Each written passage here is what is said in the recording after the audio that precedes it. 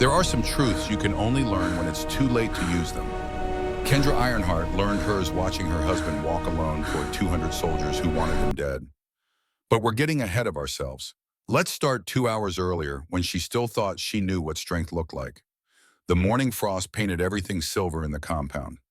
Kendra moved through the training yard with the casual confidence of someone who had never questioned their place in the world. At 6 feet 11 inches tall, with shoulders that could carry a full-grown deer without breaking stride, she was the kind of warrior that other warriors told stories about. Not the exaggerated tales you hear in taverns after too much ale, but the quiet matter-of-fact recounting of someone who had watched her cleave through a shield wall like it was made of wet parchment.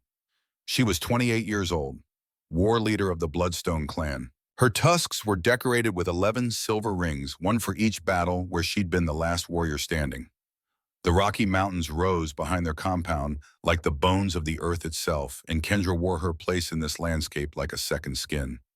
60 warriors moved through strike patterns in the yard, their breath misting in the cold autumn air. The sound of practice weapons connecting, the grunts of exertion, the occasional bark correction from squad leaders, all of it was as familiar to Kendra as her own heartbeat. This was what she knew. This was what made sense. What didn't make sense was the small figure crossing the yard toward her. Thaddeus Brennan moved like someone trying not to take up too much space, which was impossible to avoid when you were approaching Kendra Ironheart mid-training session. He was 34 years old, 5 feet 9 inches, maybe 160 pounds if you counted his clothes and the perpetual layer of forge dust that clung to him. Where Kendra's arms were carved from years of swinging war axes, his were lean and corded from years of careful metalwork. Where she moved like a controlled avalanche, he moved with the economy of motion that marked all his work. He'd come to the clan 8 years ago as part of a trade delegation. 3 humans, 12 warriors, trying to negotiate mining rights in the disputed borderlands. The negotiations had gone well. The humans had left. Thaddeus had stayed. Not because he was a great warrior, not because he was a skilled diplomat, not even because he was particularly charming. He'd stayed because Kendra, 20 years old and curious about the world beyond warrior codes, had looked at him one evening by the fire and seen something in his quiet intensity that made her want to know more. And curiosity had turned to fascination, and fascination had turned into the kind of love that makes you do impractical things, like marrying outside your species. The elders had allowed it, barely.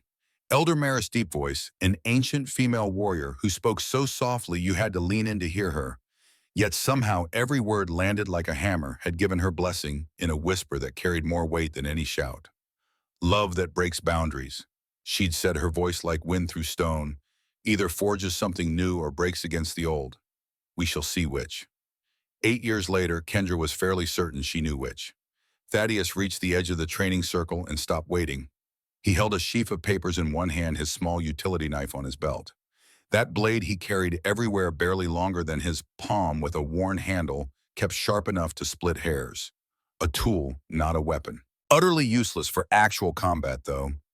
Thaddeus treated it like something precious. Kendra noticed him but didn't pause her demonstration. She was showing the younger warriors the proper form for an overhead guard break.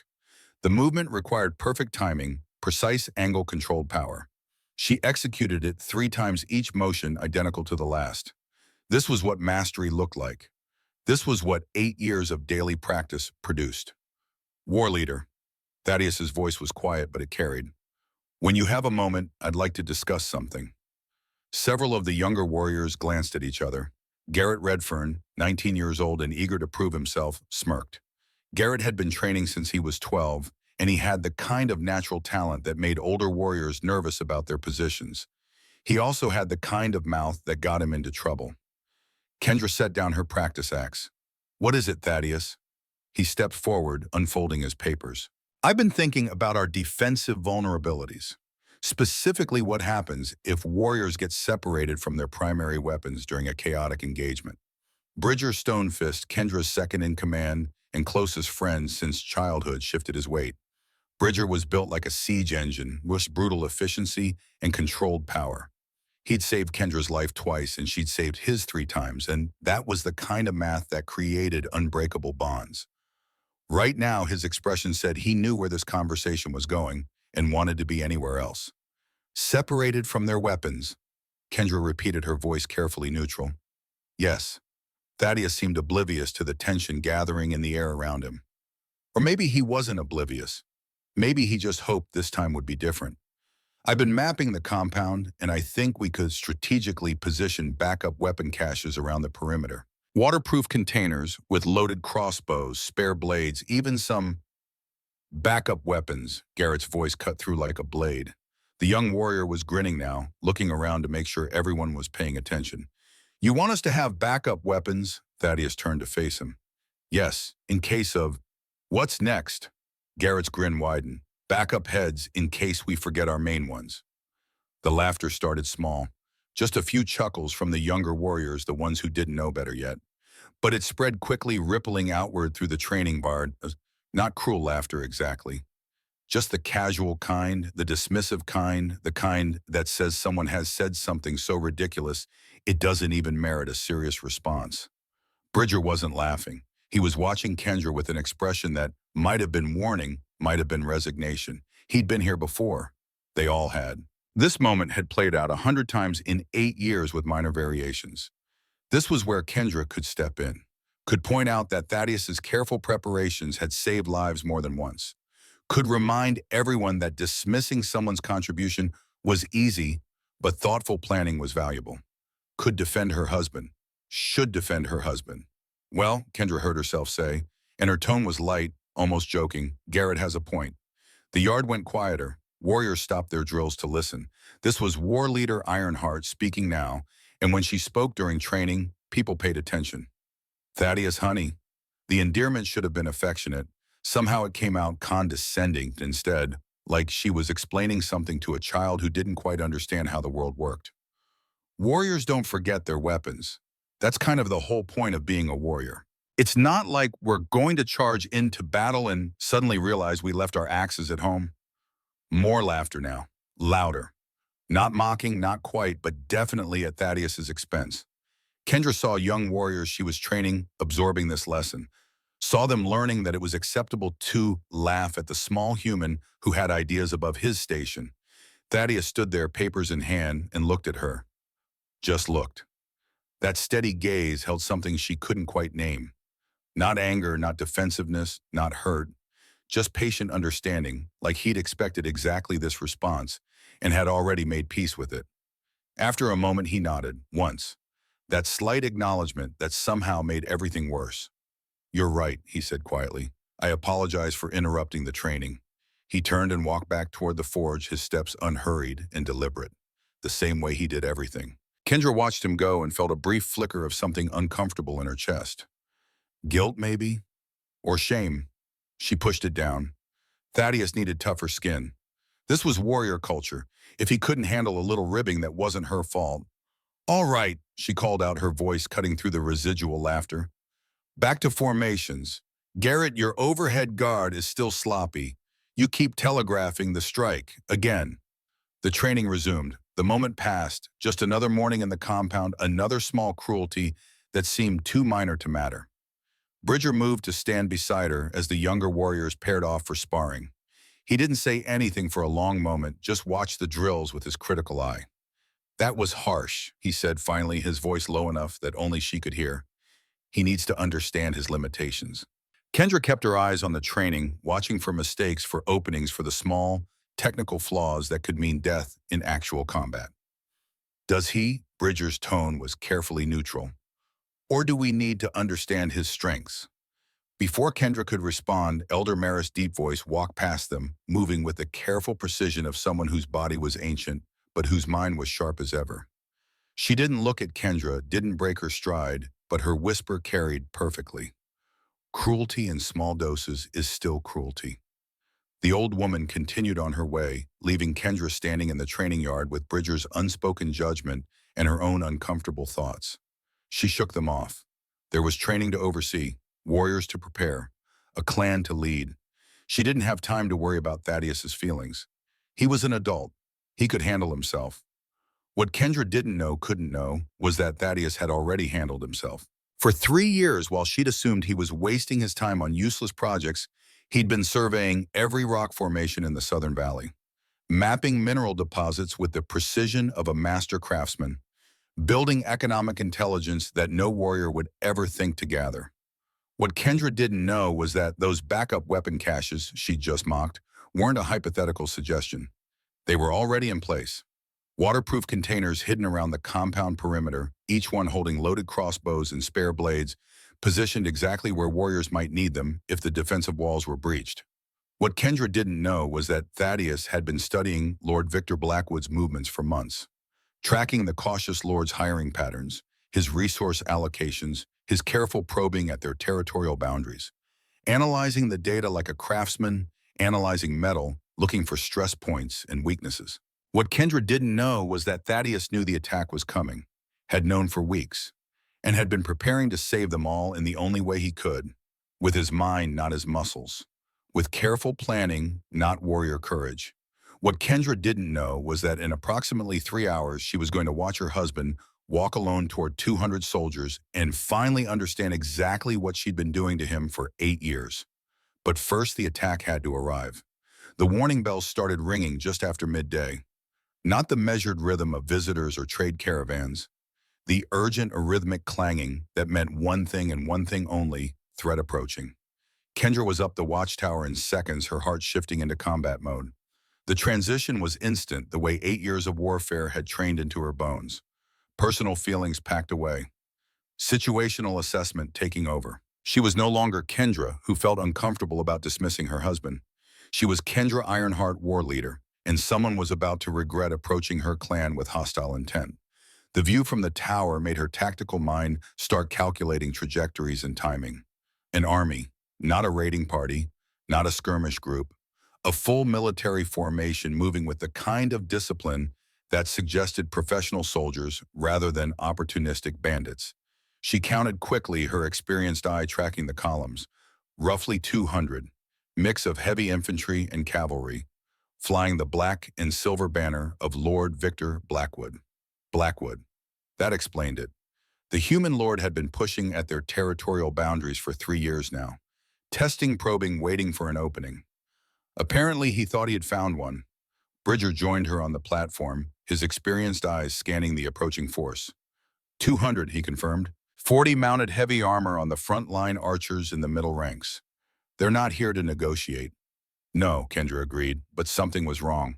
Her tactical instincts, honed through 11 major battles and countless smaller engagements, were screaming at her that this didn't make sense. 200 humans against 60 warriors, Bridger said, and there was satisfaction in his voice. The satisfaction of someone presented with a clear problem that has a simple, violent solution. Poor odds for them. It should have been poor odds for them. The Bloodstone clan might have been smaller than the approaching force, but this was their terrain, their compound. And pound for pound, a trained warrior was worth 3 human soldiers in close combat. The math was simple, and it favored the defenders. Except, they're marching uphill, Kendra said slowly, her eyes tracking the army's approach, against a fortified position. In afternoon light, where we can see their exact numbers and composition. This is basic mistake territory, Bridger. Amateur hour. Humans make mistakes, Bridger rumbled. It's their primary skill. Not soldiers under Blackwood. Kendra's hand found the haft of her war axe, that familiar worn leather grip that fit her palm like an extension of her arm. He's cautious, careful. Doesn't take fights he can't win. I've been tracking his movements for 3 years, and he's never made a tactical error this obvious. She watched the approaching army with growing unease, and for just a moment, she thought about what Thaddeus had said that morning. Not the backup weapons nonsense, but something else. Something he'd mentioned in passing weeks ago that she'd dismissed without really listening. Something about Blackwood hiring mining engineers. Something about economic motivations being more reliable predictors than military ones. She pushed the thought away. This wasn't the time for Thaddeus's abstract theorizing. This was the time for what she did best. Sound general muster, she ordered. Combat formation 3.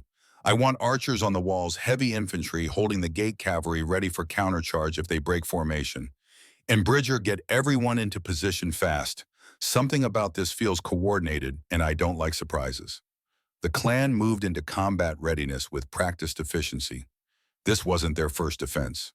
Wouldn't be their last. Warriors checked armor straps, tested bowstrings, spoke the small prayers to ancestors that preceded every battle. The familiar ritual, the comfortable routine of preparing to hurt people who meant to hurt you first. Kendra moved through the preparations, checking positions, offering encouragement where needed, making small adjustments to formation. This was what she was built for, what she was good at. What made sense in a way the complicated disappointment of her marriage never had. She found Thaddeus near the forge, which shouldn't have surprised her. Where else would he be when warriors prepared for battle? He was organizing his tools with automatic precision, each item placed with deliberate care, each hammer in its place, each file arranged by size. Even now, even with an army approaching, he couldn't help but impose order on his small corner of the world. Thaddeus, her voice had that patient but impatient tone again, the one that said she was being very reasonable under trying circumstances. You should get to the shelter with the non-combatants. He was cleaning his utility knife, that ever-present blade he carried. Worn handle kept sharp enough to split hairs. A tool, not a weapon. Utterly useless for actual combat. I'd prefer to help, he said quietly, not looking up from his work. Help how exactly? The words came out sharper than she'd intended, but Kendra didn't have time to soften them. Didn't have space in her combat-focused mind for gentle rejection and the guilt that came with it. We're preparing for battle, Thaddeus, not maintaining equipment. This isn't about fixing broken wagon wheels or sharpening practice blades. I could, please. She cut him off, and there was an edge to her voice now. Real frustration bleeding through. Just go to the shelter. Let the warriors handle this. That's what we're trained for. That's what we do. He looked at her then. Really looked at her with eyes that held 8 years of patient endurance. Eyes that had seen her dismiss him 100 times over and had somehow not yet given up completely. Kendra, he said, and his voice was still quiet, but something in it made her actually pause. Made her see him, standing there, really see him instead of just seeing the Thaddeus-shaped disappointment she'd gotten used to. Be careful. Something about this doesn't feel right. What doesn't feel right, she said, fighting to keep the snap out of her voice, is that you're still standing here when I asked you to go to the shelter. Please, Thaddeus. Just this once, can you do what I ask without arguing? For a long moment, he didn't move. Just stood there with his knife in one hand, looking at her like he was trying to memorize her face. Like this might be the last time he saw her. Then he nodded. Once. That same slight understanding nod from this morning. Put his knife back in his belt, set down his cleaning cloth with careful precision, and walked toward the shelter. But Kendra focused on combat preparations and tactical calculations, didn't see him stop halfway there. Didn't see him turn and look back at the forge, at the compound, at the approaching army. Didn't see him make a decision that would save all of their lives. She was already moving on to the next preparation, the next check, the next warrior who needed guidance. Being the war leader she was good at being, instead of the wife she'd never quite managed to become. The army came to a halt just outside bow range, and a rider came forward under a flag of parley. Kendra met him at the gate, flanked by Bridger and Elder Maris. The rider was young, maybe mid-20s, with the kind of confident bearing that came from never having lost a fight that mattered. Lord Victor Blackwood offers terms. He announced, his voice carrying across the field with practiced ease. Surrender your territorial claims in the Southern Valley. Pay tribute of 50 gold pieces per harvest season. Submit to the jurisdiction of his lordship's law. You have 1 hour to consider. Counteroffer, Kendra said pleasantly, and her smile showed all of her teeth. Your army turns around, marches home, and Lord Blackwood learns that attempting to intimidate warriors with numbers tends to result in substantially fewer numbers. The rider's professional demeanor cracked slightly. You're outnumbered more than 3 to 1. Math is difficult, Kendra agreed. Let me help. 3 human soldiers equal roughly 1 warrior in close combat. 200 of you versus 60 of us is actually roughly equal odds, militarily speaking. Except we're defending a fortified position on terrain we know intimately. So actually, we have a substantial advantage. Would you like me to continue the lesson in tactical assessment, or would you prefer to leave while everyone still has the correct number of limbs? The rider's face went rigid with controlled anger. You have 1 hour to reconsider. I suggest you use it wisely. He turned his horse and rode back to the army. The formation settled into waiting position, professional and patient, and not showing the nervousness that should have been there. That was wrong. All of it was wrong. Professional soldiers didn't take positions this tactically disadvantageous unless they knew something the defenders didn't, unless they had an ace in play that would change the fundamental mathematics of the engagement. Kendra felt the unease crawling up her spine, but she couldn't identify what was bothering her. Couldn't put her finger on the specific wrongness that her instincts were screaming about.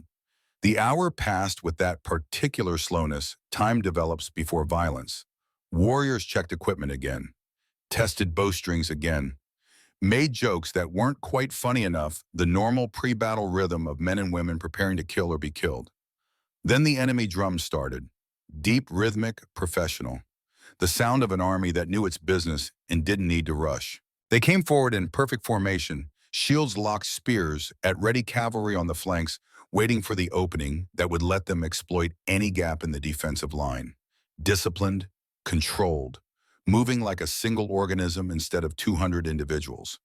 And that's when Kendra realized what was wrong. They weren't acting like soldiers facing superior warriors in a fortified position. They were acting like soldiers who knew something she didn't, like soldiers who were certain of victory despite the tactical disadvantages. Bridger, she said quietly, urgently, something's. The world exploded. Not metaphorically, literally. 3 sections of their defensive wall went up in a simultaneous detonation, massive blasts that hurled stone and wooden splinters and screaming warriors in every direction. The sound was so massive it stopped being sound and became pressure, a physical thing that slammed into Kendra's chest and made her ears ring. Alchemical explosives, planted somehow during the night, positioned at exactly the structural weak points that would cause maximum damage, triggered remotely with military precision. A level of tactical sophistication that should have been impossible. That required inside knowledge of their defenses, careful planning, professional execution. Before the dust even settled, before the chunks of wall had finished falling, Blackwood's cavalry was through the breaches, not charging wildly but executing precise hammer-strike maneuvers designed to separate defending forces, create chaos, prevent coordinated response. This wasn't a battle. This was an assassination. Carefully planned, perfectly executed, designed to kill as many defenders as possible in the first 30 seconds. And it was working. Kendra found herself fighting through smoke and confusion, her combat instincts taking over while her tactical mind scrambled to understand what was happening. Warriors were down, scattered, separated from their units. The careful defensive formation she'd arranged was shattered, replaced by a dozen individual melees spread across the compound. Bridger appeared beside her, blood running down his face from a cut above his eye. "Regroup," he shouted over the chaos. "Formation 7, collapse to secondary line." But Formation 7 required walls that weren't rubble. Required warriors who weren't scattered and bleeding. Required time they didn't have. The first cavalry wave hit them like a landslide. Kendra met it with her axe, that familiar weight doing familiar work. Block, pivot, strike. A mounted soldier went down, his horse screaming. She was already moving to the next target, her body operating on 8 years of muscle memory. Around her, the clan was fighting with desperate intensity. Individual warriors were superior. Yes, but individual superiority meant less when you were surrounded, separated, taking attacks from multiple angles while standing on your own rubble. They were losing, not might lose. Were losing. Present tense, active voice, unavoidable truth. Kendra could feel it in the flow of combat, in the slowly shrinking circle of her defenders, in the growing number of bodies that weren't getting back up. "Fall back," she ordered, her voice cutting through the chaos. "Controlled retreat to the inner compound. Move." They fell back, not running. Warriors didn't run from battle, but withdrawing with as much order as panic allowed. Trying to make every step backward cost the enemy something. Trying to save who they could. The inner compound had been designed as a last-stand position. Narrow entry points, high walls, defensive advantage for a smaller force. It should have given them a fighting chance. Should have. Kendra made it through the gate with maybe 40 warriors still combat capable. 20 more injured, but still moving, still willing to fight. The rest? She couldn't think about the rest. Not yet. Had to focus on the living. On the warriors still depending on her to find a way out of this impossible situation. Blackwood's army regrouped outside the inner compound. No rush now, no urgency. They had time. The defenders were trapped, outnumbered, running out of options. All the attackers had to do was wait, maintain pressure, let exhaustion and blood loss do their work. Ideas, Kendra asked Bridger, her voice raw from shouting orders over combat noise. Not good ones. His face was grim, blood still dripping from the cut above his eye. We can hold this position maybe an hour, two if they're cautious, but we can't break out, not with their numbers, not with half our fighters injured. Elder Maris appeared beside them, her ancient voice somehow cutting through the sounds of wounded warriors and distant enemy drums. The young ones and non-combatants are in the deep shelter. They're safe for now, but if we fall, she didn't need to finish. Everyone understood what happened to survivors when defenders fell, what happened to the young and the weak when there was no one left to protect them. Kendra looked at her warriors, bloodied, exhausted, still standing, because that's what warriors did, because giving up wasn't in their vocabulary. But standing on a hope that was running dangerously thin. We need a miracle, someone muttered from the back ranks. Miracles, Elder Maris whispered, and somehow her quiet voice carried more weight than any shout, come in unexpected forms. That's when they heard it, a single voice calling out, speaking formal English with careful precision, saying words that made absolutely no tactical sense. Lord Blackwood, I would speak with your commander. Every warrior in the inner compound turned toward the sound because that voice was human. That voice was familiar. That voice belonged to the person Kendra had sent to the shelter with the non-combatants.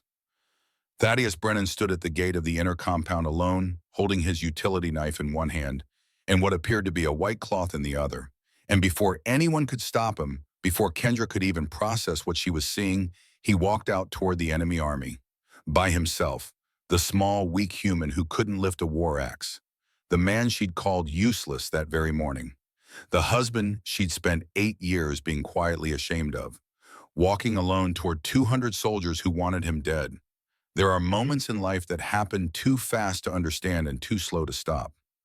Watching Thaddeus walk toward certain death was one of those moments.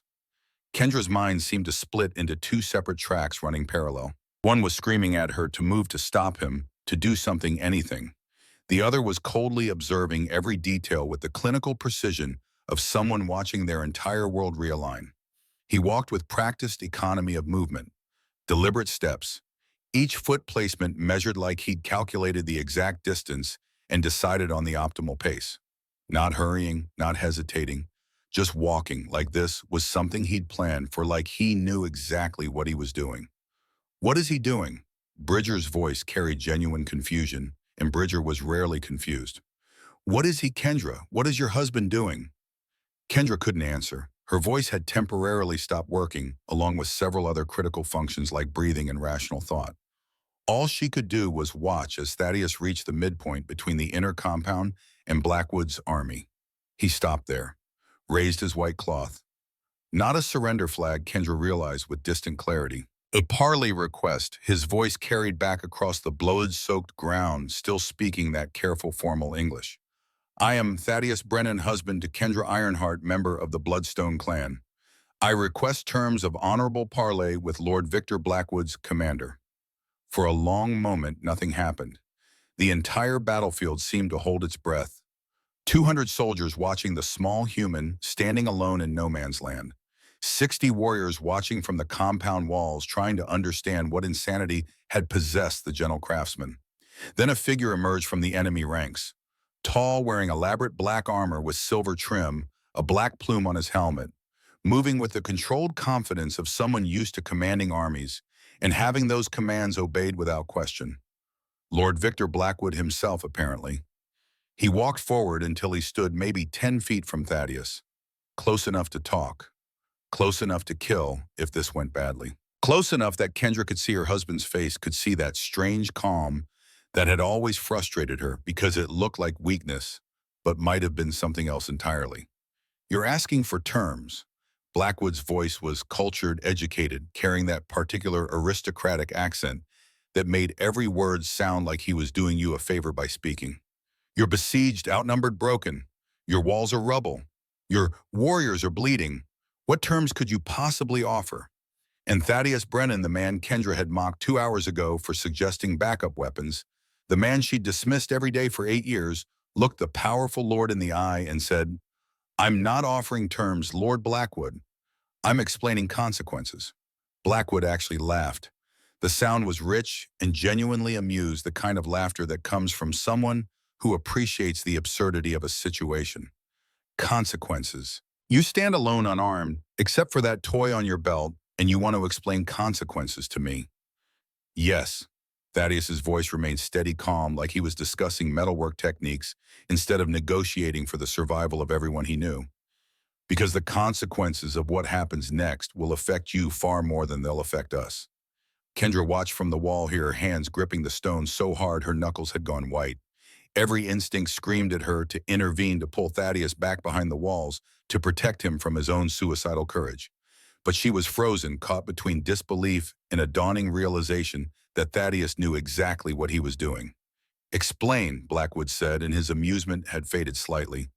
Something in Thaddeus's tone and his absolute certainty had caught the Lord's attention. "The Bloodstone clan has alliances with 3 other mountain clans," Thaddeus began, and Kendra felt her jaw drop slightly.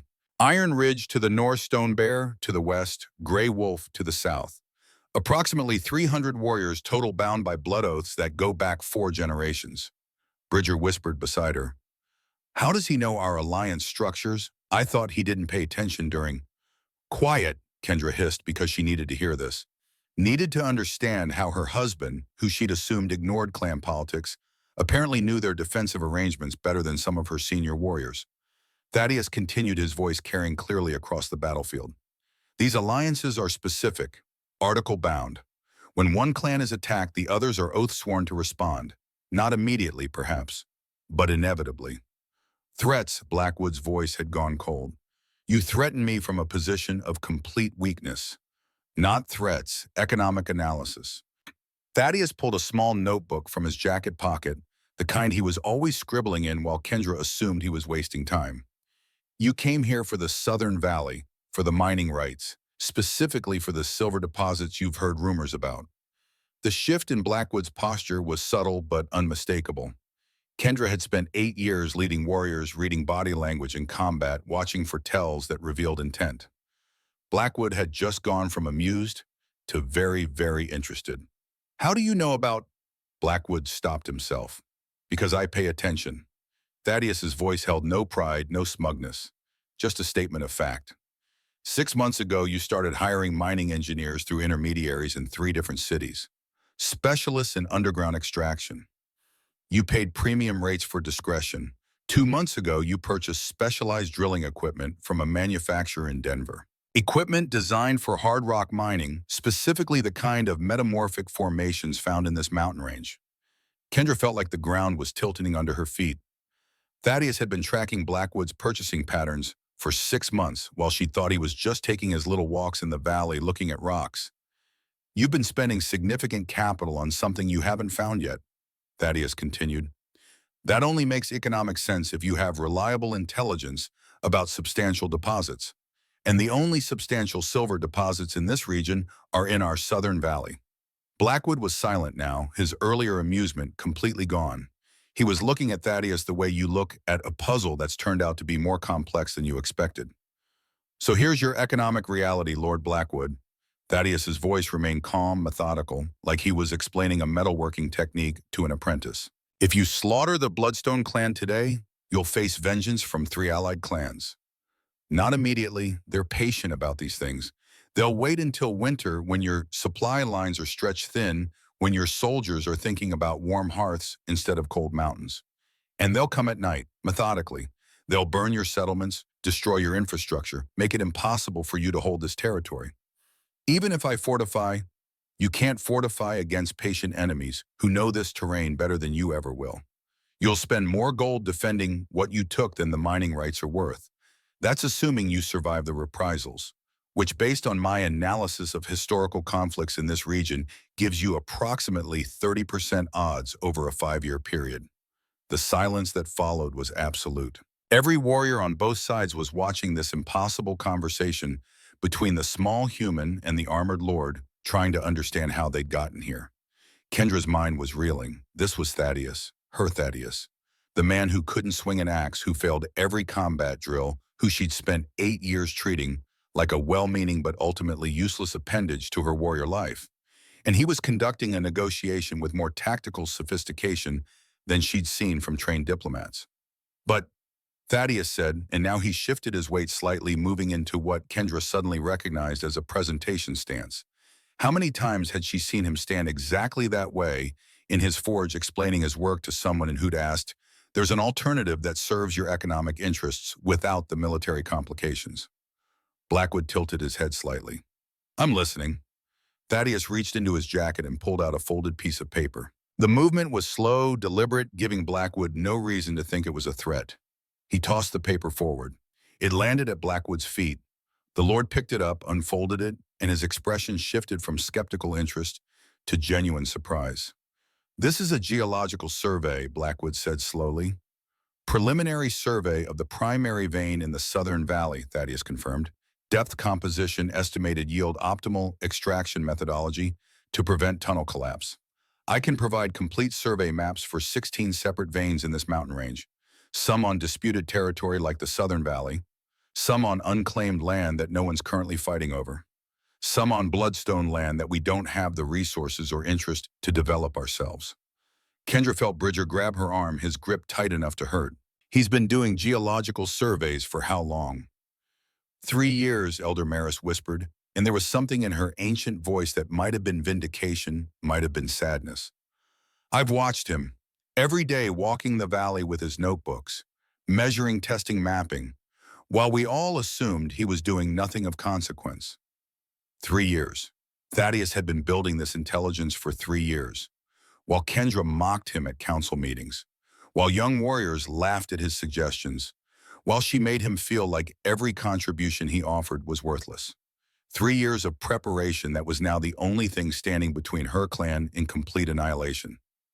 Blackwood was studying the survey with the intensity of a man who recognized valuable information when he saw it. "These are professionally detailed. Where did you learn surveying techniques like this?" "I'm a craftsman, Lord Blackwood. I work with metal, which means I work with ore, which means I understand rock formations. I've spent 3 years surveying every accessible formation in this region. I know exactly where the silver is, how much is there, and how to extract it without killing your miners or collapsing your investments. And in exchange for this information, you want what? You withdraw now, today, no more bloodshed. Tomorrow at dawn, I'll meet you at the border crossing with complete survey maps. We'll negotiate fair mining agreements that benefit both parties. You get access to enough silver to make you extremely wealthy. We get peaceful borders and profit-sharing arrangements. Nobody else dies. You'd betray your clan's resources." Blackwood's voice held genuine curiosity, now not accusation. "I'm not betraying anyone." For the first time, there was an edge to Thaddeus's voice. Not anger, but absolute certainty. "The Bloodstone clan doesn't need all 16 veins. We need 3 for our own use and economic security. The rest, we don't have the capital, expertise, or frankly the interest to develop them properly. They're resources sitting unused while we focus on what we actually care about, which is maintaining our independence and warrior traditions." He paused, and when he spoke again, his voice was softer. "You're not interested in warrior glory, Lord Blackwood.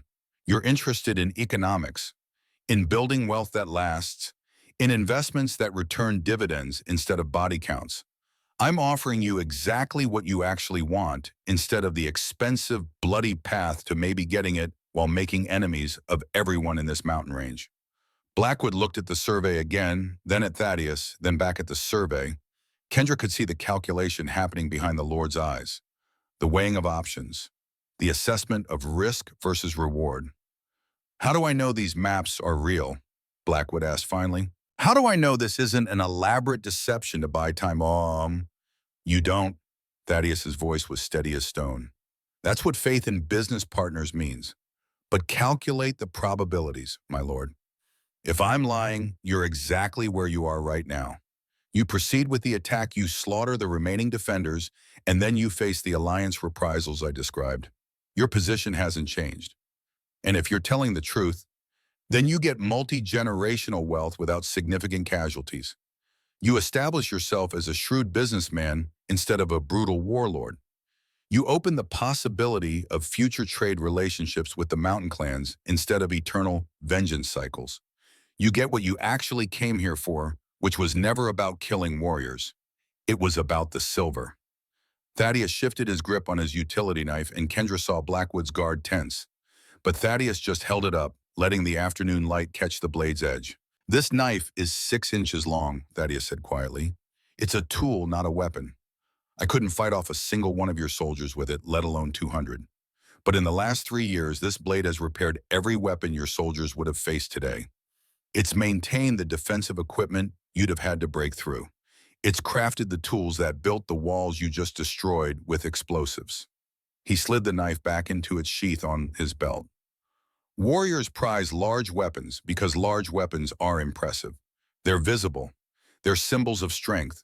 But small tools properly used over time accomplish more than the largest blade swung in anger. I'm offering you the small tool that opens a very large door, Lord Blackwood.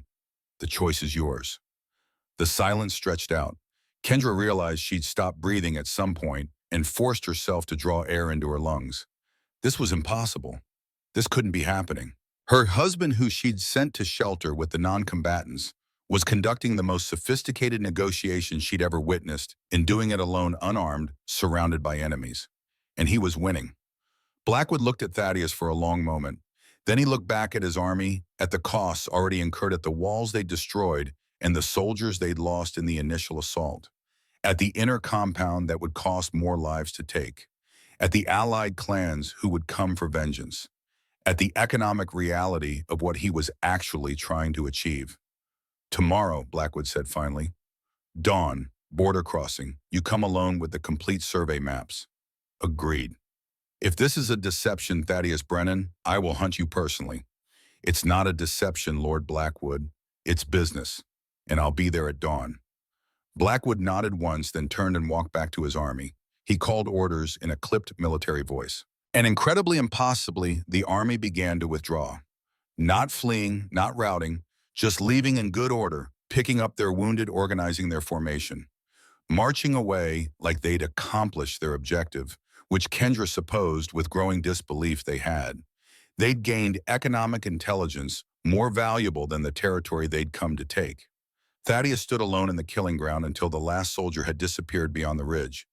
Then he turned and walked back toward the inner compound, that same unhurried pace, like he'd just finished a routine task, like he hadn't just saved every single life in the Bloodstone clan through nothing but preparation, intelligence, and courage that had nothing to do with holding a weapon. He made it halfway back before Kendra found her voice. Thaddeus, she was moving toward him, half running down from the wall. What just happened? He stopped and looked at her. Eyes that held quiet exhaustion, now no longer just patient endurance. That now held something she couldn't quite read. Not triumph, not vindication, just weariness and maybe sadness. I did what you asked me to do, Kendra, he said quietly. I helped. The words hit her like a physical blow. This morning she'd told him to let the warriors handle things. Told him to go to the shelter. Told him in essence that he was useless in any situation that actually mattered. And he'd helped anyway, in the only way he could, using skills she'd spent 8 years dismissing as worthless. You surveyed minerals for 3 years, she said, and her voice sounded distant to her own ears. You mapped 16 separate veins. You tracked Blackwood's hiring patterns and purchasing behaviors. You built economic intelligence while I thought you were wasting time, Thaddeus finished softly. Yes, I know what you thought. Warriors were emerging from the inner compound, now gathering around them, staring at Thaddeus like they'd never seen him before, which Kendra realized they hadn't. They'd seen the small human who failed combat drills, the craftsman who worked in the forge, the man who made useful things but wasn't himself useful. They'd never seen this. The strategist who prepared for disasters no one else saw coming. The negotiator who could face down an army with nothing but information and courage. The man who'd just saved all of their lives. Bridger pushed through the crowd, and there was blood on his face and wonder in his eyes. Thaddeus Brennan, he said, and his voice carried across the courtyard. You just saved the entire Bloodstone clan. I did what needed to be done.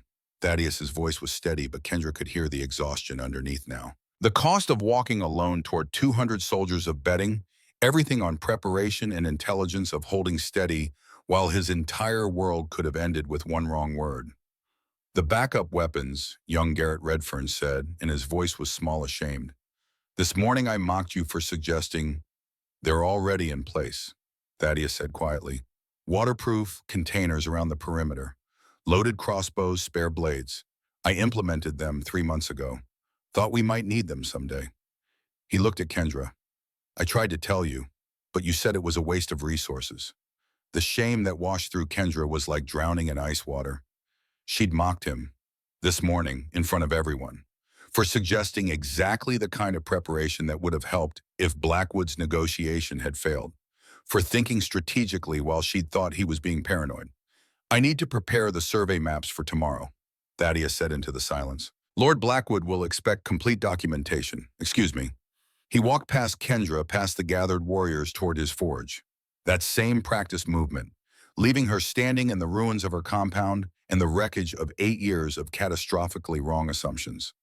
The gathered warriors slowly dispersed, moving to 10 wounds, assess damage, process what had just happened.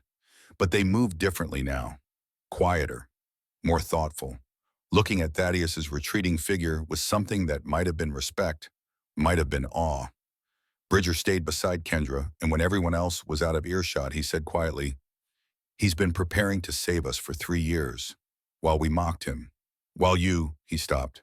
While I what? Kendra's voice was harsh. While you made him feel worthless. Bridger's voice was gentle, but the words cut like blades. Every day, every small dismissal, every public mockery, every time you chose our approval over his dignity. I didn't. You did. Elder Maris appeared beside them, her whisper cutting through Kendra's denial. For 8 years you have treated him as less than, as disappointment, as burden. And for 8 years he has loved you anyway. Has loved this clan anyway. Has prepared to save us all anyway, knowing we would never acknowledge his contributions until they became impossible to ignore. Kendra felt something breaking inside her chest. I didn't know he was doing all this. You didn't ask, Maris said simply. You decided who he was based on what he couldn't do and never looked to see what he could. You assigned him a role weak human, unsuited for warrior culture, and he accepted it quietly while building an entirely separate identity you never bothered to investigate. The question now, Bridger said, his voice serious in a way she rarely heard from her oldest friend, is what you do with this knowledge. Do you see him now? Really see him? Or does this become another thing you acknowledge in crisis and forget when life returns to normal? Before Kendra could answer, a young warrior, Talim, barely 18, approached hesitantly. War leader, the healers need your assessment of the wounded, and we need to start wall repairs before nightfall. Kendra nodded, grateful for the distraction, the return to familiar duties. But as she moved through the compound, checking on injured warriors, organizing repair teams, doing all the things a war leader was supposed to do, her mind kept circling back to Thaddeus. 3 years of surveys, 3 years of watching, planning, preparing, 3 years of being treated like his contributions didn't matter, and still choosing to contribute anyway. Still choosing to save them. Still choosing her even when she'd given him every reason not to. The sun was setting by the time Kendra finished her immediate duties. The compound was secure, the wounded were being tended, the walls were being temporarily shored up. Everything that could be done was being done, which meant she had no more excuse to avoid the conversation she needed to have. She found Thaddeus in his forge exactly where she knew he'd be. The space was lit by oil lamps and the glow from the banked forge fire. He was working at his main table, papers spread out in careful organization, drawing precise lines on what looked like survey maps. Kendra stood in the doorway watching him work. He'd changed into clean clothes, washed the dust and blood from his face. But she could see the tension in his shoulders, the careful control in every movement. He knew she was there. He was just choosing not to acknowledge her until she spoke. I'm sorry, she said finally, because that was where she had to start. For this morning, for the back-up weapons mockery, for 8 years. Thaddeus didn't look up from his maps. His voice was quiet, neutral, giving nothing away. For every dismissal, every public humiliation, every time you made me feel like loving you was the stupidest choice I ever made. The words should have made her angry, should have triggered her defenses. Instead, they just made the shame worse because they were true. Yes, she said quietly, for all of it. He set down his drawing compass with careful precision and finally looked at her. Why now, Kendra? Why apologize now after I did something you can't dismiss, after I became undeniable? Because I was wrong about you, about what strength means, about you were wrong before today. Thaddeus interrupted, and there was an edge to his voice now. Not anger, but something harder, colder. You were wrong last year when I proposed economic trade agreements, and you laughed. Wrong 2 years ago when I tried to explain defensive vulnerabilities, and you told me to leave strategy to warriors. Wrong 3 years ago when I started the mineral surveys, and you asked why I was wasting time on rocks. He stood up from his workbench, and Kendra was suddenly aware of how small he was compared to her. How he'd spent 8 years looking up at her literally and figuratively, while she'd looked down on him in every possible way. I was wrong every day for 8 years, Thaddeus said quietly. Every single day I was wrong to think that maybe this time you'd see me. Maybe this time you'd ask about my work instead of dismissing it. Maybe this time you'd defend me instead of joining the mockery. I didn't. Kendra stopped because she had. She knew she had. This morning, Thaddeus continued, his voice still quiet but absolutely relentless. Garrett Redfern mocked my suggestion about backup weapons. The entire training yard laughed. And you, my wife, the person who's supposed to stand beside me, you joined in. You made it worse. You legitimized their dismissal with your authority as a war leader and saying, Thaddeus, those backup weapons were already in place, Kendra. I'd implemented them 3 months ago quietly without clan approval because I knew we'd need them someday. I knew an attack was coming. I'd been tracking Blackwood's movements for half a year, and I tried to share that information with you, tried to get you to prepare, and you dismissed me. Every single time. He walked closer, and Kendra had the strange sensation of feeling small despite their size difference. So when you say you're sorry, what exactly are you sorry for? For not seeing me until I saved your life? For 8 years of casual cruelty? Or just for getting caught being cruel this morning? The question hung in the air like a blade. Kendra wanted to defend herself, to explain that she'd been raised in warrior culture, that she didn't know how to value contributions that weren't combat-related. But those weren't excuses. They were explanations for inexcusable behavior. All of it, she said finally. I'm sorry for all of it, for not asking about your work, for dismissing your intelligence, for treating you like you were worthless when you've been quietly, patiently, incredibly valuable this entire time. And tomorrow, Thaddeus's voice was soft now, dangerous in its gentleness. Next week, next month, when the crisis has passed and I'm just Thaddeus again, doing my quiet work that doesn't look like warrior courage. What happens then, Kendra? Do you go back to old patterns? Do you remember this feeling of shame just long enough for it to be comfortable to forget? I won't. You will. He cut her off, and now she could see something cracking in his careful composure. For 8 years, Thaddeus had maintained diplomatic calm, professional distance, the careful mask of someone who couldn't afford to show how much the cruelty hurt. That mask was breaking now. Do you want to know what it's been like? His voice started quiet but grew rawer with each word. Really, no, because you have before. Every time I've done something undeniable, you felt guilty for a few days. Promise to be better. And then time passes, and the undeniable becomes distant memory, and I become the disappointment again. The husband you're quietly ashamed of. The man who fails at being what you wish I was. Kendra felt tears threatening, and she never cried. Warriors didn't cry. But she wasn't just a warrior right now. She was a wife who'd spent 8 years breaking something precious and had only just realized it might be beyond repair. How do I fix this? She asked, and her voice cracked. Thaddeus looked at her for a long moment. Then he reached under his workbench and pulled out something that made Kendra's heart stop. A travel bag, worn leather, carefully packed buckles, secured, ready to go. You can't, Thaddeus said quietly, because I'm leaving. The words hit Kendra like a warhammer to the chest. For a moment, she couldn't process what she was seeing. The travel bag, the careful packing, the finality in Thaddeus's voice. You're leaving. Her voice came out smaller than she'd ever heard it. Tomorrow after I deliver the maps to Blackwood. Thaddeus set the bag on his workbench with the same careful precision he brought to everything. That was always the plan. Always the... Kendra felt the room tilting. How long have you been planning this? 2 months. He said it so calmly like he was discussing the weather. I've been ready to leave for 2 months. Packed, prepared, just waiting for the right moment. The right moment to abandon your clan, your home. The right moment to save everyone one last time and then save myself. Now there was heat in his voice, the first real emotion breaking through that careful control. Because loving you was killing me, Kendra, slowly, daily. Every dismissal, every mockery, every time you chose warrior approval over my dignity, it was killing something essential inside me.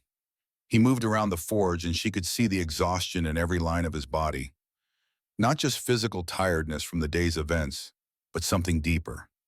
The bone-deep weariness of someone who'd been fighting a losing battle for far too long. I told myself for 8 years that maybe you'd eventually see me. Thaddeus continued, his voice quieter now. That maybe if I just loved you hard enough, supported the clan thoroughly enough, made myself useful enough in the ways I could be useful, you'd finally look at me and see something worth valuing. I do. You see me now because I did something undeniable, something even warrior culture has to respect. He turned to face her fully. But what about next week, Kendra? When the crisis has passed and I'm back in this forge doing the quiet maintenance work that keeps everything running, but doesn't earn glory. When young warriors make jokes about the weak human again, when council meetings discuss strategy, and you tell me to leave the thinking to warriors. I won't do that again, I swear. You've sworn before. His voice was gentle now, which somehow made it worse. After the Harvest Festival 2 years ago, when you made jokes about my cute little projects in front of the entire clan, you apologized that night, promised to do better, and for maybe a week you did. Then old patterns came back. Kendra remembered that night, remembered the shame she'd felt, the promise she'd made, remembered how easily she'd slipped back into casual dismissal once the immediate guilt faded. This is different, she said desperately. You saved all of us today. I understand now. You understand that I can be useful in crisis. Thaddeus walked back to his maps, began rolling them up with careful precision. But I've been useful all along, Kendra. Every weapon in this compound has been maintained by these hands. Every structural weakness I've identified and tried to warn you about. Every economic opportunity I've researched and tried to present to the council. I've been useful every single day for 8 years. You just never valued that kind of usefulness. He secured the rolled maps with leather ties, methodical and thorough. I can't survive another 8 years of being an invisible, except when I'm undeniable. Can't survive another 8 years of watching you be ashamed of me. Can't survive another 8 years of loving someone who doesn't respect me. I do respect you. Since when? The question was quiet but devastating. Since I walked out to face Blackwood, since I revealed the surveys, since I became useful in a way that even you couldn't dismiss. He shook his head. That's not respect, Kendra. That's acknowledgement of a transaction. I saved your life, so now you're paying attention. But respect is what you give someone when they're just existing, when they're doing their normal work, when they're being who they are instead of who you wish they were. Kendra felt something crumbling inside her chest. Tell me what you need. Tell me how to fix this. I don't know if you can. Thaddeus set the maps aside and finally looked at her, really looked at her, and she saw 8 years of accumulated pain in his gaze. Because fixing this would require you to change fundamentally. Not just your behavior, but your entire framework for what makes someone valuable. Your whole understanding of strength. He moved closer. You divided the world into warriors and non-warriors, Thaddeus said quietly, and everything in the non-warrior column didn't matter. My intelligence didn't matter because it wasn't warrior intelligence. My preparation didn't matter because it wasn't warrior preparation. My courage didn't matter because it wasn't the courage of someone who swings an axe. That's not, it is. His voice was firm now. And I'm not a warrior, Kendra. I can't be. My body doesn't work that way. I tried for the first 3 years of our marriage. Really tried. Pushed myself through every combat drill, every training session, trying to become what you wanted me to be. And it nearly destroyed me. He pulled up his sleeve and Kendra saw old scars she'd never noticed, or had noticed and dismissed as forge accidents. From training injuries, from trying to use weapons my body wasn't built for, from attempting to force myself into a shape that would never fit. I didn't know. You didn't ask. He pulled his sleeve back down. You saw me failing at warrior tasks and assumed I was just weak. Never asked why I kept trying despite obvious physical limitations. Never wondered if maybe I was trying because I thought it was the only way you'd value me. The shame was drowning her now. Thaddeus, I'm so sorry. I know you are. Right now in this moment, I know you're genuinely sorry. His voice was infinitely sad. But sorry isn't enough because I can't trust that your sorry will last. Can't trust that you won't slip back into old patterns when the immediate crisis of almost losing me fades. Then tell me what I need to do.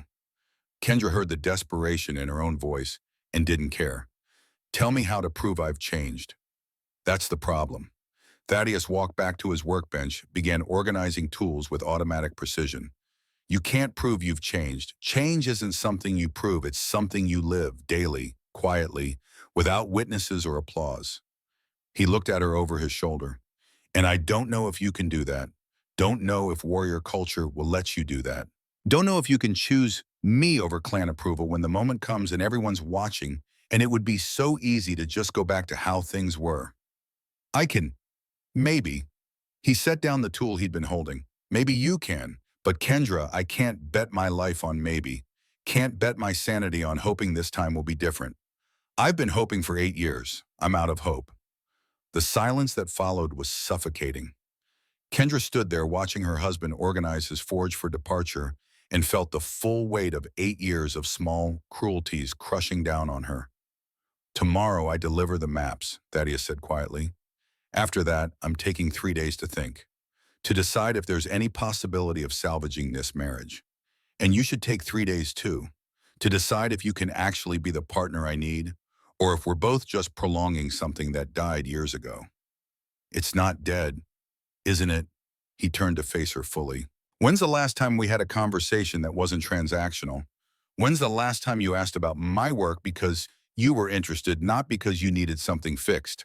When's the last time you touched me with affection instead of obligation? Kendra opened her mouth and realized she couldn't answer, couldn't remember. The realization was devastating. 3 days, Thaddeus repeated. After that, I'll decide if I'm staying or leaving. And Kendra, if I stay, things have to change. Fundamentally. Not just your behavior, but the entire dynamic of our relationship. Equal partnership, mutual respect, public support, not public mockery, consultation, not dismissal. Yes, anything. I'll do anything. Will you? His voice was gentle but skeptical. Will you defend me when Garrett makes jokes? Will you consult me on strategic decisions? Will you value my intelligence even when it doesn't look like warrior wisdom? Will you do all of that not just for 3 days, but for 3 years, 3 decades? Yes, Kendra said, and she meant it with everything she had. We'll see. Thaddeus turned back to his maps. Right now, I need to finalize these surveys for tomorrow, and you need to oversee compound repairs. We can talk more after the 3 days. It was a dismissal, gentle but absolute. Kendra stood there for a moment longer, wanting to say something else, something that would fix this immediately. But there was nothing to say, nothing that would undo 8 years in a single conversation. She left the forge and walked out into the compound. The sun had fully set now, and warriors were lighting torches along the temporary walls. The damage from Blackwood's assault was extensive. It would take weeks to fully repair. But the damage to her marriage might take longer, might be irreparable. Bridger found her standing by the half-destroyed eastern wall staring out at the darkening mountains. You talk to him. He's leaving. Kendra's voice was hollow. After he delivers the maps, he's been planning it for 2 months. Can't say I'm surprised. Bridger's voice was matter-of-fact. Surprised he lasted 8 years honestly. You knew that he was thinking about leaving. Anyone with eyes knew Kendra. We just didn't know when he'd finally had enough. Bridger sat down on a chunk of rubble. Question is, what are you going to do about it? He gave me 3 days to prove I can change. And can you hit these? I don't know, the admission hurt. I want to, but he's right. I've promised before and slipped back into old patterns. What if I do it again? Then you lose him. Bridger said it simply without judgment. And honestly, maybe you should. Maybe he deserves better than someone who took 8 years and a near-death experience to see his value. The words stung, but Kendra couldn't argue with them. You think I should let him go? I think you should let him choose. And I think you should ask yourself if you're capable of being what he needs. Bridger stood up. Because Kendra, you're a great war leader, best I've ever served under. But you're a terrible wife. And if you can't fix that, if you can't value him the way he deserves, then yes, let him go. Let him find someone who will. He walked away, leaving Kendra alone with her thoughts and the wreckage of her compound and her marriage. The next morning came too quickly. Kendra stood on the wall at dawn, watching Thaddeus prepare to leave for his meeting with Blackwood. He moved with his usual careful precision, checking his supplies, organizing his maps, ensuring everything was exactly as it should be. Warriors gathered to watch. Word had spread about what Thaddeus had done, about the negotiation, about the 3 years of preparation. Young warriors looked at him differently now, with something that might have been respect, might have been awe. Garrett Redfern approached Thaddeus hesitantly. Master Brennan, I wanted to apologize for yesterday morning, for the mockery about the backup weapons. I was wrong. Thaddeus looked at the young warrior and nodded. Accepted, but Garrett learned from this. Learned that there are many kinds of strength, many kinds of courage, and dismissing what you don't understand makes you weaker, not stronger. Yes, sir. Garrett stepped back, properly chastened. Thaddeus finished his preparations and walked toward the gate. He passed Kendra without speaking, without even looking at her. The casual dismissal hurt more than any blow she'd taken in combat. Thaddeus, her voice stopped him. Be careful. He turned slightly enough to see her, but not enough to fully engage. I'm always careful, Kendra. That's what you've been mocking me for. The words weren't said with anger, just with tired truth. Then he walked out alone, carrying maps that represented 3 years of work no one had valued until it saved their lives. Kendra watched him disappear into the forest path that led to the border crossing. Watched until she couldn't see him anymore. Then she turned to Bridger. If he doesn't come back, he'll come back. Bridger's voice was certain. He made a deal. He'll honor it. Question is whether you'll be worth coming back to. The 3 days that followed were the hardest of Kendra's life. Harder than any battle. Harder than any training. Because battles had clear objectives and visible enemies. This had neither. Thaddeus returned from the meeting with Blackwood at midday as he'd promised. The deal was done. Mining agreements signed. Profit-sharing arrangements established. The Bloodstone clan's economic future secured for generations. It's done, he told the gathered council, his voice professional and distant. Blackwood has the maps. We have the agreements. No one else needs to die over the Southern Valley. The council erupted in discussion, in planning, in celebration of the economic windfall. But Thaddeus just walked to his quarters and closed the door. The first test came that afternoon. Kendra was overseeing the wall repairs when she heard laughter from the training yard. Young warriors taking a break, and one of them, Callum, newly arrived to the clan and unaware of recent events, was telling a story. So I asked the forge master if he could strengthen my blade, and he starts explaining metallurgy like I'm a scholar. I said, just make it stronger, man. I don't need a lecture.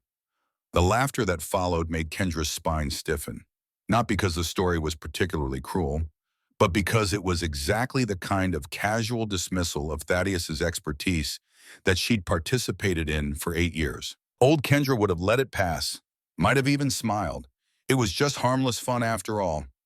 Just warriors being warriors. New as Kendra set down the timber she'd been carrying and walked directly to the training yard. Callum! Her voice cut through the laughter like a blade. Every warrior in the yard froze. When War Leader Ironheart used that tone, you paid attention. Yes, War Leader, Callum stood at attention, suddenly nervous. You asked Master Brennan to strengthen your blade. Yes, ma'am, and he did excellent work. You just meant that his expertise wasn't worth listening to, that his knowledge was an inconvenience rather than a resource. Kendra walked closer, and she saw every warrior in the yard watching this interaction with intense focus. This was a teaching moment, and they all knew it. I didn't mean disrespect, ma'am. Master Brennan walked alone toward 200 soldiers 3 days ago to save every life in this compound. He used 3 years of geological surveys that we all ignored to negotiate a peace that brought us generational wealth. His lectures represent expertise we should be grateful to learn from, not mock for being thorough. She let the words hang in the air. Let them land. When he explains metallurgy to you, Callum, he's teaching you why your blade works the way it does, teaching you how to maintain it, teaching you skills that might save your life someday. And you responded with dismissal and mockery. Callum's face had gone pale. I'm sorry, war leader. I didn't think. No, you didn't. Kendra's voice was firm but not cruel. And I'm telling you this because I made the same mistake for 8 years. I dismissed his expertise, mocked his thoroughness, treated his knowledge as inconvenience instead of gift. And I nearly lost something irreplaceable because of it. She looked around at the gathered warriors. Master Brennan is not a warrior. He'll never swing an axe like we do. But his mind has done more for this clan than most of our axes ever will. And anyone who mocks him for using that mind for being thorough, for caring enough to teach, instead of just perform a task, they answer to me. Understood. Yes, war leader. The response came from every warrior in the yard. Good. Now get back to training. And Callum, when you pick up your blade tonight, thank Master Brennan properly. Not for the strengthening, for the education. Yes, ma'am. Kendra walked away from the training yard, her heart pounding. That had cost her something. Not much maybe, but something. She'd used her authority to defend Thaddeus publicly, had made it clear that mocking him meant facing her displeasure. It was a start, but it was only day one. That evening, she found a note slipped under her door. Thaddeus's careful handwriting. I heard what you did in the training yard. Thank you. Just those simple words, but they felt like hope. The second test came the next day during a council meeting about how to use the mining profits. Senior warriors gathered to discuss options, and the debate was heated. We should invest in better weapons, one argued, stronger fortifications. We should expand our warrior training programs, another suggested, recruit more fighters. Kendra sat at the head of the table listening to proposals that all centered around traditional warrior investments. All reasonable, all aligned with clan culture, and all ignoring the person who'd actually negotiated the profits they were discussing. Old Kendra would have made a decision and moved on, would have listened to warrior perspectives because those were the perspectives she valued. New Kendra looked around the table and realized who was missing. Where's Master Brennan? She asked, interrupting the debate. The council members looked at each other confused. In his forge, I assume, Bridger said carefully. Why, Tess? Because he negotiated these mining agreements. He created this economic opportunity, and we're sitting here deciding how to use profits from his work without even consulting him. Kendra stood up. Meeting paused. I'll be back in 5 minutes. She found Thaddeus in his forge working on some intricate piece of metalwork. He looked up when she entered, his expression carefully neutral. We're having a council meeting about the mining profits, Kendra said. And I just realized we're making decisions about your work without you. That's normal procedure, Thaddeus said quietly. Warriors make the decisions. I'm not a warrior. No, you're the person who secured our economic future, which makes your input essential, not optional. She paused. Will you come to the council meeting, not as observer, as equal participant? Something shifted in his expression. Not quite trust, but something softer than the distance he'd been maintaining. You want my input. I want your expertise. This is an economic decision, and economics is your domain, not ours. He set down his tools carefully. All right, let me wash up. When they returned to the council chamber together, the senior warriors shifted uncomfortably. This was unprecedented. The human craftsman didn't attend council meetings as participant.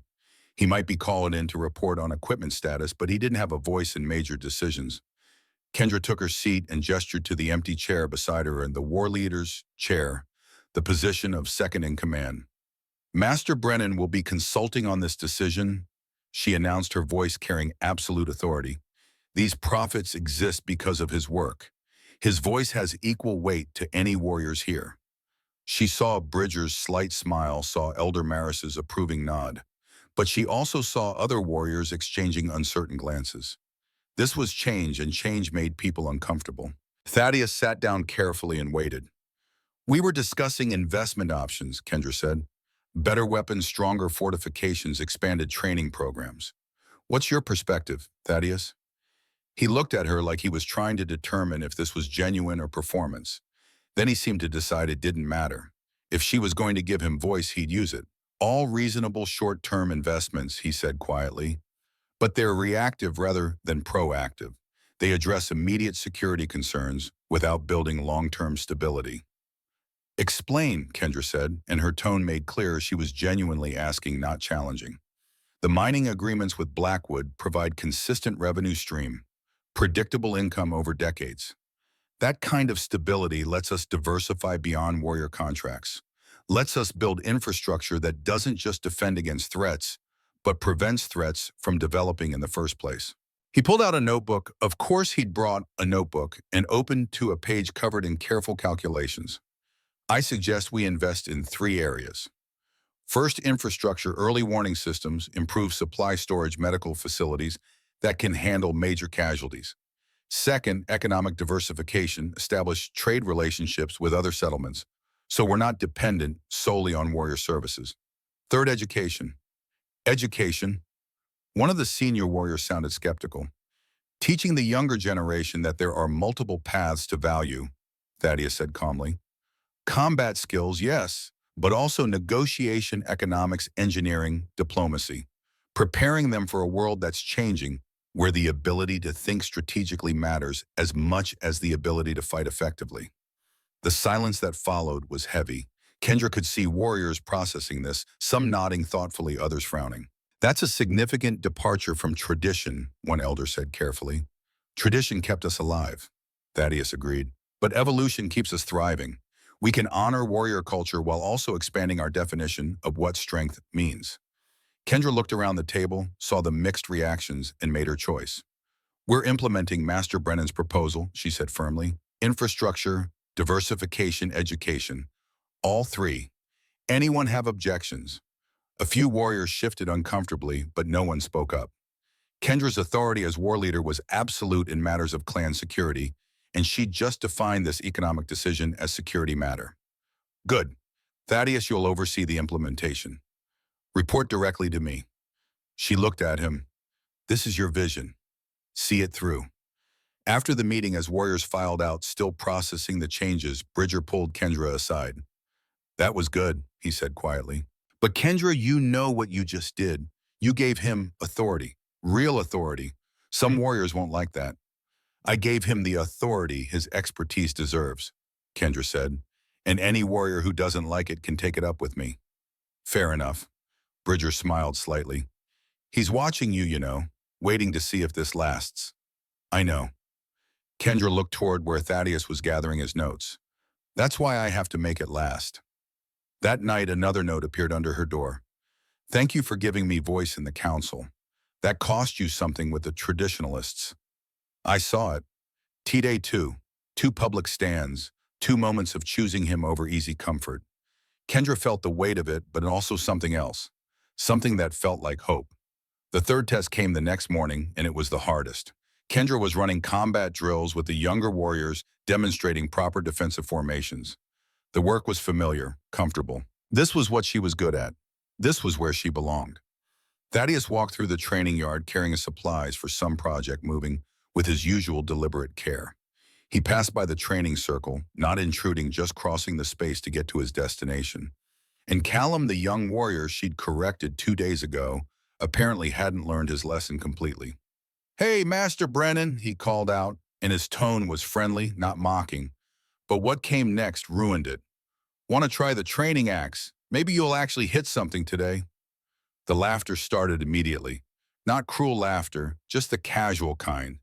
The kind that said it was funny because everyone knew Thaddeus couldn't fight, just good-natured ribbing between clan members. Except it wasn't. Except it was the same pattern that had broken Thaddeus over 8 years. The same casual dismissal dressed up as friendly joke. Kendra felt the old instinct rise. Let it pass. It's just humor. Don't make a scene. Choose clan comfort over husband dignity. She stopped mid-demonstration. Set down her practice axe. Every warrior in the training yard froze, recognizing that something significant was about to happen. Callum. Her voice was deadly quiet. The young warrior's smile faded. Yes, war leader. What did I tell you 2 days ago about mocking Master Brennan? You said I wasn't mocking, ma'am. I was just... You were just what? Kendra walked toward him slowly, and she saw him starting to understand the magnitude of his mistake. You were just suggesting that his value is measured by whether he can swing an axe? You were just implying that the man who saved all of our lives needs to prove himself in combat. I didn't mean...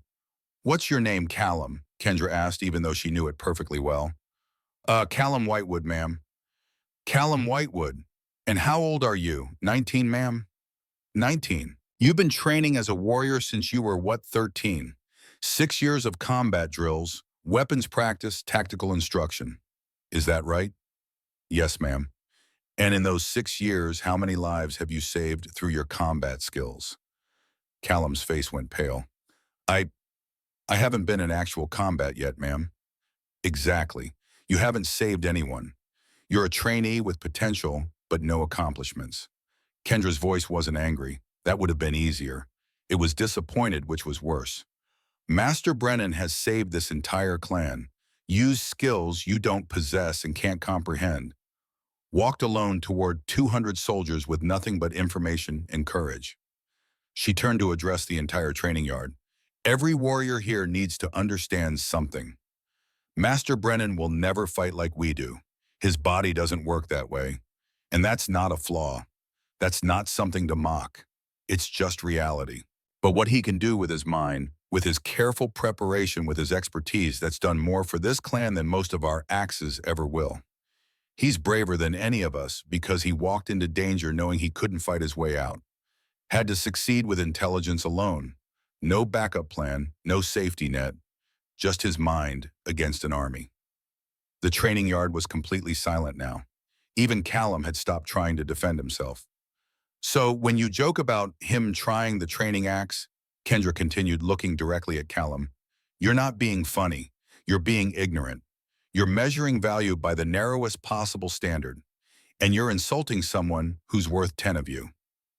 I'm sorry, war leader, dear. I'm sorry, Master Brennan. Callum's voice was small. Kendra turned to look at Thaddeus, who'd stopped walking and was standing there, supplies in hand, watching this entire exchange with an expression she couldn't quite read. Master Brennan, Kendra said formally, on behalf of this clan, and especially our younger warriors who still have much to learn about respect, I apologize. You shouldn't have to endure mockery for being exactly who you are. Thaddeus looked at her for a long moment. Then he nodded slightly and continued on his way. But as he passed Kendra, he said quietly, so only she could hear, that cost you more than the other two. I saw it. He was right. It had cost her. She'd just publicly prioritized her husband over warrior culture, had used her authority to challenge the fundamental way her clan measured value, had made it uncomfortable for warriors to do something they'd been doing for years. Some of them wouldn't like it. Some of them would resent her for it. Some of them would question whether she'd gone soft, whether marriage to a human had compromised her warrior judgment. But she'd done it anyway. That evening, Thaddeus came to their quarters for the first time in 3 days. He stood in the doorway and Kendra realized she was holding her breath. The 3 days are up, he said quietly. Yes.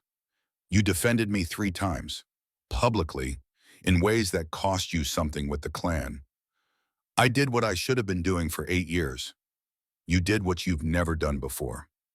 He stepped into the room but didn't come close. The training yard this morning, that was significant, Kendra. You challenged the fundamental way warriors measure worth. That wasn't easy. It was necessary. Maybe. He was quiet for a moment. But 3 days of changed behavior doesn't erase 8 years of cruelty.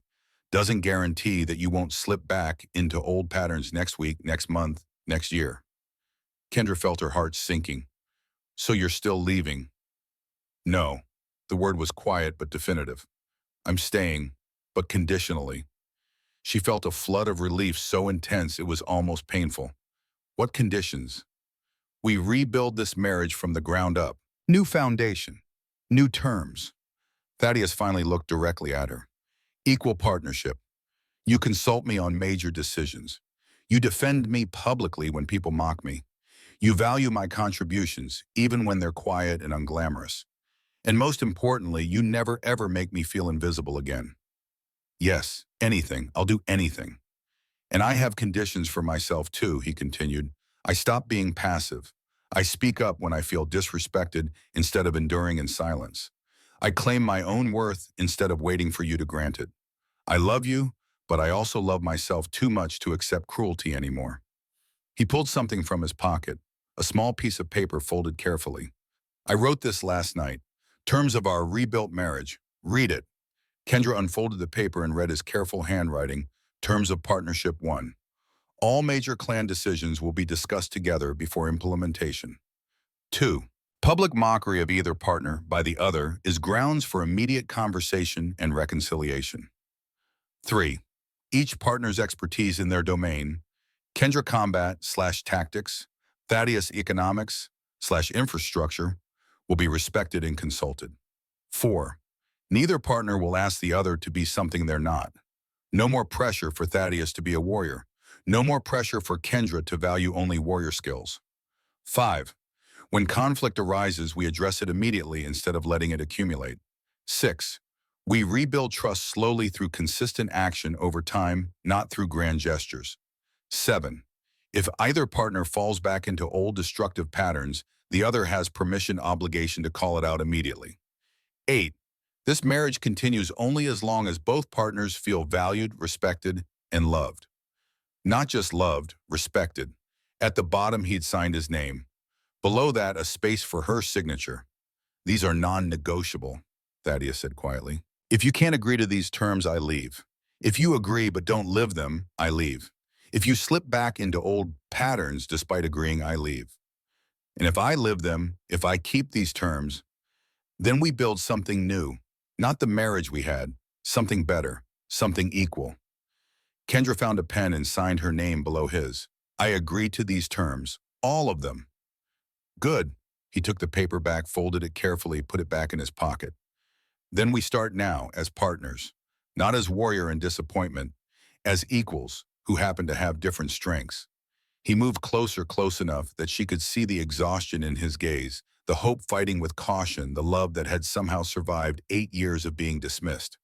I'm not leaving Kendra, but I'm also not the same person I was 3 days ago. I walked out to face Blackwood and I found something. My own worth, my own strength. And I'm not giving that up. Not even for you. I don't want you to. Kendra reached out slowly, giving him time to pull away. He didn't. She took his hand. I want you to be exactly who you are. I want to build a partnership with the person you actually are, not the person I wished you were. That's going to be hard for you, Thaddeus said gently. Warrior culture runs deep. Your entire identity is built around certain values. I'm asking you to expand those values without abandoning them. That's not easy. No, but losing you would be harder. They stood together in the growing darkness, holding hands for the first time in months. Not touching out of habit or obligation, but out of genuine choice.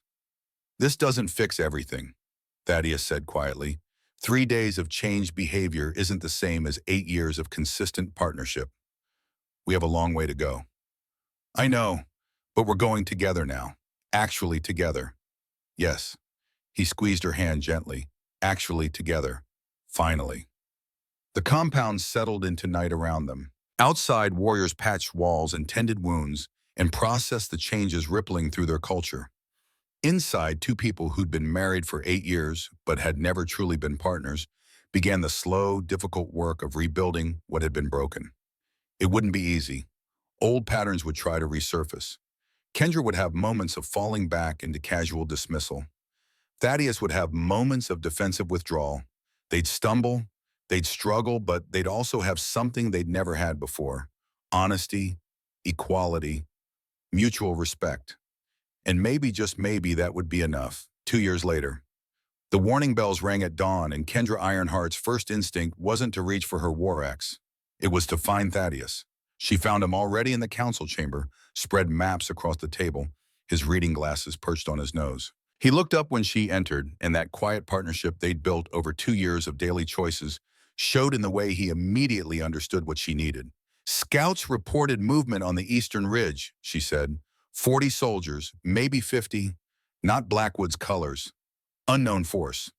Show me, Thaddeus gestured to the map and Kendra moved to stand beside him. Not across from him, not as war leader to advisor, but side by side. Partners examining a problem together. She traced the road. They're approaching from high ground, which suggests either incompetence or confidence. They don't need tactical advantage. Or they're not planning to attack. Thaddeus pulled out his notebooks. He always had notebooks now. And Kendra had learned they contained insights worth hearing. I've been tracking trade movements in that region. There's a merchant coalition that's been expanding. They use military escorts for protection, not intimidation. You think they're here to trade? I think we should find out before we assume hostility. He looked at her over his glasses. Your call, war leader, but I'd suggest parley before preparation for battle. 2 years ago, Kendra would have dismissed the suggestion, would have prepared for combat because that's what warriors did, would have missed the opportunity Thaddeus saw because she'd been trained to see threats, not possibilities. I'll send Bridger with a parley flag, she decided, but you're coming with him. If they're merchants, they'll want to negotiate terms. That's your domain, not his. Something shifted in Thaddeus's expression. Not surprise he was used to being consulted now, but quiet satisfaction that his expertise was valued. The merchant coalition was exactly what Thaddeus had predicted. By midday, he'd negotiated trade agreements that would bring steady income and exotic goods to the compound. By evening, the threat had become opportunity. Kendra watched him work and felt something she'd never felt in their first 8 years of marriage. Pride. Not in what he'd accomplished for her, but in who he was. In the careful intelligence that saw possibilities where others saw problems. In the patience that built partnerships instead of burning bridges. That evening, she found him in their quarters, and the travel bag was gone from its usual place under the workbench. You unpacked it, she said. Thaddeus looked up from the book he'd been reading. Last month, actually. Why didn't you tell me? Because it wasn't about telling you. It was about not needing it anymore. He set down his book. For 2 years, I kept that bag packed as insurance. Reminder that I could leave if old patterns returned. But they haven't. You've kept every term of our partnership. Every single one. Kendra sat beside him, taking his hand in hers. The gesture had become natural again, comfortable. I was afraid you'd leave anyway. That 2 years wouldn't be enough to make up for 8. 2 years of consistent respect matters more than 8 years of dismissal, Thaddeus said quietly. Because those 2 years proved the 8 were mistake, not malice, were ignorance, not cruelty, and mistakes can be corrected. Through the window, they could see the training yard where young warriors were finishing evening drills. Rowena Blackstone was teaching a mixed class, half combat techniques, half economic strategy. The younger generation didn't see contradiction in learning both. They'd grown up in a culture that valued multiple kinds of strength. Do you remember what you said the night you told me you were leaving? Kendra asked. About not being able to survive another 8 years of being invisible? Every word. You're not invisible anymore. Not to me, not to anyone. She squeezed his hand, and I promise you'll never be invisible again. I believe you. Thaddeus pulled her closer, and she went willingly, carefully, always aware of their size difference, but no longer ashamed of it. Because you've proven it. Every day for 2 years, every time you defended me publicly. Every time you consulted me on decisions. Every time you chose our partnership over easy comfort. A young warrior, a girl of maybe 17 with fierce eyes and determined stance, approached them as they sat by the window. Rowena Blackstone carrying both a war axe and one of Thaddeus's carefully crafted utility knives on her belt. War leader Kendra Master Thaddeus, she said respectfully. I wanted to ask about my training path. I'm interested in both combat leadership and economic negotiation. Is that allowed? Kendra smiled. Not just allowed, Rowena, encouraged. What you're doing is exactly what this clan needs. Master Thaddeus said you could teach me about tactical formations and how they relate to trade route security, Rowena continued, and that you'd probably have insights he doesn't. He did he? Kendra glanced at Thaddeus, who was trying not to smile. Well, he's right. I do have those insights. And he has economic perspectives I don't. Together we can teach you how both skill sets work in concert. That's what I was hoping. Rowena pulled out a small notebook. Clearly she'd been learning from Thaddeus. My father says the old ways were better, that mixing warrior skills with merchant skills makes us weak. But I don't think strength has to be one thing or another. Your father is entitled to his opinion, Kendra said carefully. But he's wrong. A clan that only values one kind of strength will always be weaker than a clan that values all kinds. Your generation understands something mine took too long to learn. Rowena nodded satisfied and left to continue her training. They sat together as the sun set over the compound, over the mountains, over the life they'd almost lost and had rebuilt stronger than before. Not perfect, still learning, still growing, but finally truly together. Some truths arrive late, Kendra said softly, but late is better than never. Thaddeus finished. Outside, young warriors trained with axes and surveying equipment both. Inside, two people who'd almost destroyed each other through ignorance and pride now chose each other daily with full awareness and intention. Kendra had learned her lesson just in time. Not when Thaddeus walked toward Blackwood's army, though that had started it. Not even during the 3 days of tests, though those had proven her commitment. She'd learned it in the 2 years of small daily choices that followed. In the moments when old instincts rose and she chose differently. In the times when defending Thaddeus cost her something and she paid the price anyway. In the quiet and glamorous work of changing not just behavior, but the fundamental framework of how she valued people. Love without respect dies slowly poisoned by 1,000 small cruelties. But love with respect that grows stronger every day fed by consistent choices and mutual honor. And as darkness settled over the Bloodstone clan, as warriors and craftsmen, and the next generation that would be both settled into rest, Kendra Ironheart held her husband's hand and knew with absolute certainty she would never make him invisible again.